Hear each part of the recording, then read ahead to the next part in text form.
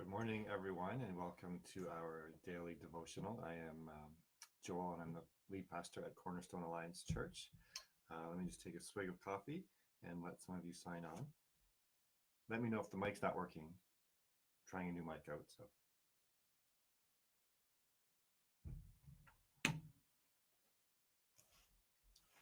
Well, how are you adjusting to this new reality?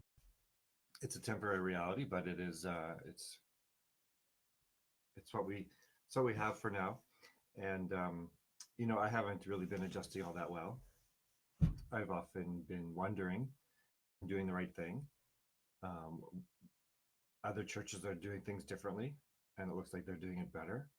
They use YouTube, and we're not. And maybe should I be using YouTube?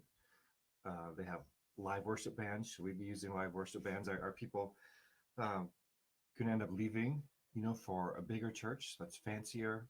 And then on top of all that other stuff, I have now the school is canceled for the rest of the year in Manitoba, so I have to keep on top of that somehow. And my wife is working from home from now, which is great that we're both still working, but that just adds something else to get used to. And so I don't know how stress works itself out in your life, but in my life, one of the ways that stress works its way out is through, I get canker sores. And I got one. I don't know if you could see that, but it's so annoying. Whereas one time in my life, I had 5 canker sores in my mouth. And it seems like it's the week or the 2 weeks before, when there's a lot of stress. Then later, it's like the week after, I get these canker sores in my mouth. And so it's hard to eat fruit, anything tangy. And then the last couple of days, it was really just hard for me to talk because this one's on my tongue, not on like the inside of my mouth. And so you can get something that covers it, it's on the inside, but not on your tongue. So every time I would talk, it would rub against it. And so I would just kind of try to talk like this. It's doing a little bit better today. I don't know how. That's just me. Do any of you get canker sores when you're stressed? My mom gets canker sores from eating chocolate, but she still eats chocolate anyways. It's kind of chaotic. Some days it seems like we make one decision and then the next day, well, we can't. Now we got to change. And then things are changing all the time. So one place in scripture I've gone to a lot recently is Revelation. Revelation chapter 4 specifically, but Revelation is it's a revealing, right? It's an apocalypse, so it's like it's a revealing. Something that was hidden is now being, the book of Revelation is called, and so it's almost like some people say it's like a curtain, being opened, and then we see another reality.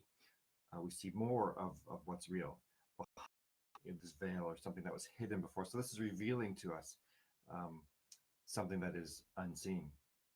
And so Revelation chapter 4, we see the throne room. Revelation chapter 4 and 5. And specifically here, John is saying he looked and he saw a door standing open, okay, in heaven. And he describes, there's rainbow that was shining and emeralds and 24 thrones and 24 elders. They're dressed in white and crowns of gold. And then he says from the throne came flashes of lightning, rumbles, and peals of thunder. In front of the throne, 7 and these are the 7 spirits of God. And then verse 6, he says, also, in front of the throne, there was what looked like a sea of glass, clear as crystal. And so, interesting symbolism there. And one thing we've learned about Revelation is, and one of the best places to understand what these symbols mean is to go to scripture, because their world was just it was a very scriptural world. In Revelation chapter 13, we see that the sea is where the beast comes out of the sea. It's a symbol of chaos. There are other symbols, other meanings for the symbol of sea or oceans in the Bible, but chaos is one of them. And in Psalm 104, verse 7, it talks about it says that the rebuke, Psalm 104, the rebuke, at your rebuke the waters fled. At the sound of your thunder they took to flight. They flowed over the mountains, they went down into the valleys to the place you assigned for them. You set a boundary they cannot cross. Never again they cover the earth. And so we see again that this the waters or the sea is a symbol of chaos, and yet God has a boundary that they cannot cross. And so when I feel stressed and when there's thing going, I don't even know what's the wise thing to do sometimes, and and lots of things are changing, and I worry about the future, and will our family be able to go ahead with plans that we've made, and will my son be able to play soccer, my other son be able to play basketball, will there even be a graduation ceremony for another one of my sons, and my daughter is in quizzing, will there even be getting an international quiz meet? We think about all these things, and it can be very stressful, and then canker sores erupt in my mouth. But Revelation helps me because it reveals some truth that I'm missing when I focus on all of these things. And it reveals to me that there is a throne and there's someone sitting on that throne, like the lamb who was sacrificed. And Jesus is on that throne, and there's this sea in front of him that represents chaos in scripture. And yet it is completely calm. It's like glass. And then we see later in Revelation chapter 21, when it describes this heavenly city, like there is no sea. It is completely eradicated. And so those are words of hope for me for the future. But even now, when I picture Jesus on the throne and that sea of glass, just a perfectly calm sea, I imagine when it freezes, we could skate on it forever. But this glassy sea. And so from Jesus' perspective, this is not chaotic, and he's still in control. And these are good things for me to remember.